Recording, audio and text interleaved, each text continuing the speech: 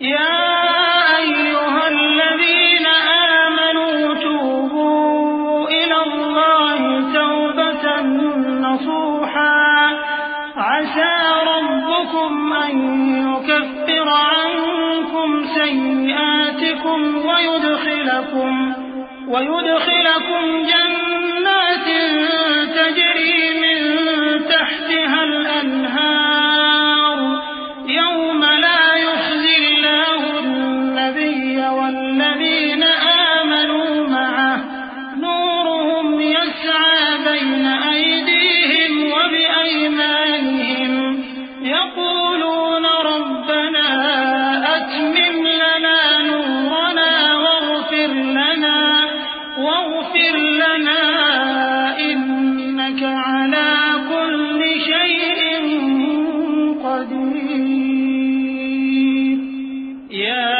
أيها النبي جاهد الكفار والمنافقين واغلظ عليهم ومأواهم جهنم وبئس المصير. مومنو، اللہ کے آگے صاف دل سے توبہ کرو. امید ہے کہ وہ تمہارے گناہ تم سے دور کر دے گا اور تم کو جنتوں میں جن کے نیچے نہریں بہ رہی ہیں داخل کرے گا. اس دن اللہ پیغمبر صلی اللہ علیہ وآلہ وسلم کو اور ان لوگوں کو جو ان کے ساتھ ایمان لائے ہیں رسوا نہیں کرے گا، بلکہ ان کا نور ایمان ان کے آگے اور داہنی طرف روشنی کرتا ہوا چل رہا ہوگا، اور وہ اللہ سے التجا کریں گے کہ اے پروردگار، ہمارا نور ہمارے لیے پورا کر اور ہمیں معاف فرما، بے شک اللہ ہر چیز پر قادر ہے. اے پیغمبر صلی اللہ علیہ وآلہ وسلم، کافروں اور منافقوں سے جہاد کرو اور ان پر سختی کرو، اور ان کا ٹھکانہ دوزخ ہے اور وہ بہت بری جگہ ہے.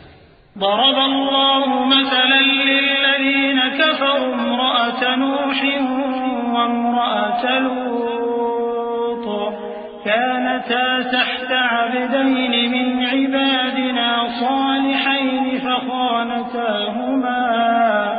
فخانتاهما فلم يغنيا عنهما من الله شيئا وقيل ادخلا النار مع الداخلين. وضرب الله مثلا للذين آمنوا امرأة فرعون إذ قالت رب ابن لي عندك بيتا في الجنة ونجني من فرعون وعمله ونجني من القوم الظالمين.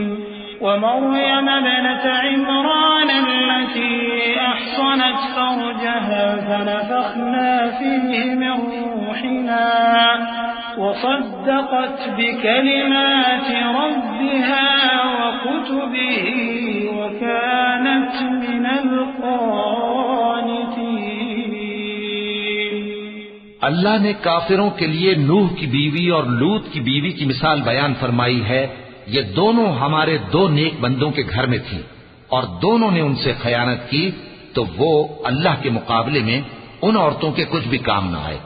اور ان کو حکم دیا گیا کہ دوسرے داخل ہونے والوں کے ساتھ تم بھی دوزخ میں داخل ہو جاؤ. اور مومنوں کے لیے ایک مثال تو فرعون کی بیوی کی بیان فرمائی کہ اس نے اللہ سے التجا کی کہ اے میرے پروردگار، میرے لیے بہشت میں اپنے پاس ایک گھر بنا اور مجھے فرعون اور اس کے عمل سے نجات بخش اور ظالم لوگوں سے مجھ کو چھڑا لے. اور دوسری مثال عمران کی بیٹی مریم کی، جنہوں نے اپنی عزت و ناموس کو محفوظ رکھا تو ہم نے اس میں اپنی روح پھونک دی، اور وہ اپنے پروردگار کے کلام اور اس کی کتابوں کو برحق سمجھتی تھیں اور وہ فرما برداروں میں سے تھیں.